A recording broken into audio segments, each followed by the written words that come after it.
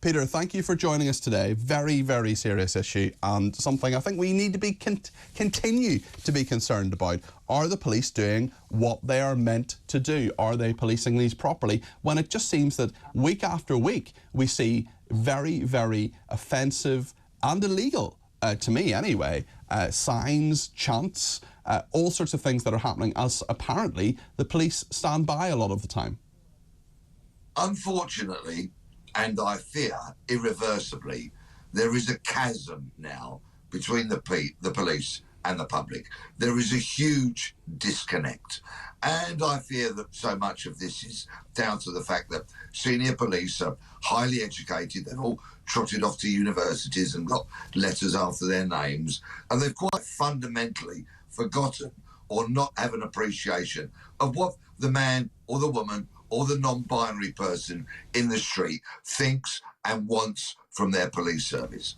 Now, that said, we have seen the Met be a bit more robust with these Palestinian demonstrations, in so much as that they have been arresting people. There were 13 arrests yesterday, including somebody who was wanted for an alleged offence dating back to a march in October.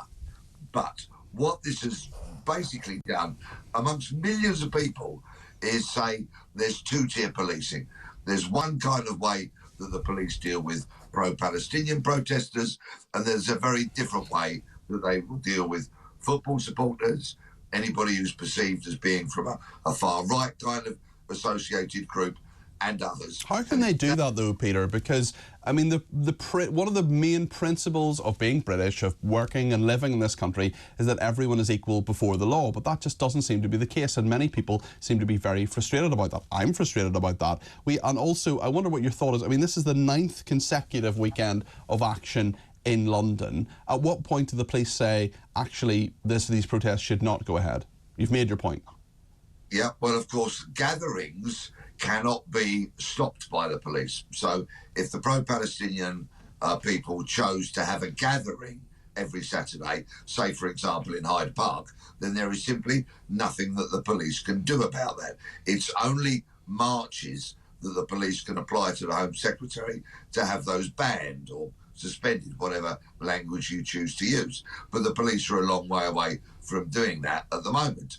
It was very interesting that yesterday the police told us that so far it's cost £20 million of policing money to police these protests, in the same week that the Metropolitan Police told us that policing Just Stop Oil demonstrations has also cost £20 million.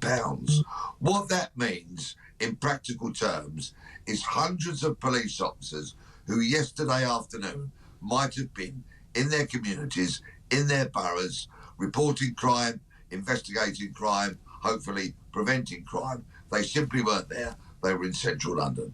We've got a message here from one of our texters who says, "Morning, Cardi P. If the police are present at these Gaza protests, which this person believes are anti-Semitism marches, displaying words and signs and saying things like they are, why aren't the police doing their jobs and arresting them for public order offences? Doing it after the event is harder to detect the crime." Ask Peter Bleksley his thoughts on this point from me, please. So I will. Peter, what do you think? Thank you very much. If people go online and look at the photographs from yesterday's protests, you will see that at one point the police surround a protester to arrest them for an alleged offence that happened there and then.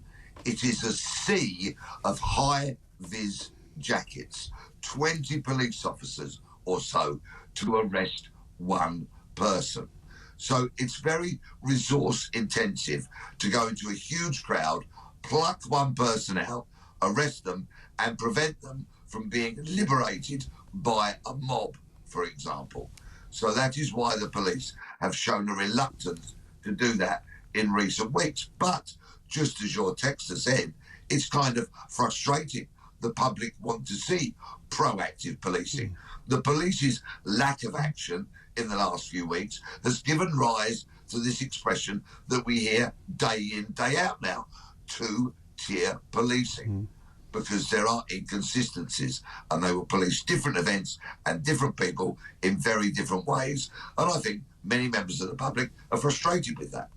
I want to play a clip of what happened, something that happened yesterday. I just want to apologise to people beforehand. They may find it offensive, but I think it's really important that we do show what happened at the protest yesterday, because that is appropriate and germane to what we are talking about. Let's play this clip.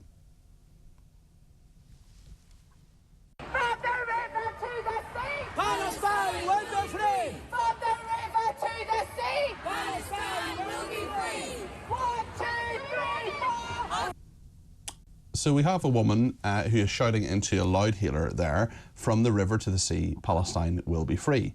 Should she be arrested for that, Peter Bleksley? Well, there are many people that believe that this chant is basically a call for the annihilation of Jewish people. It is anti-Semitic. I'm pretty clear on it. It is an anti-Semitic claim, and you know I have no doubt on that. And if the courts are going to back that up, and they are going to punish people accordingly, convict them first, of course, and then punish them, then the police should robustly, properly step in, make an arrest, and prevent any further chanting like that. I think we have another clip as well. I just want to play this from yesterday as well, get your reaction to it. Peter, let's play the second clip.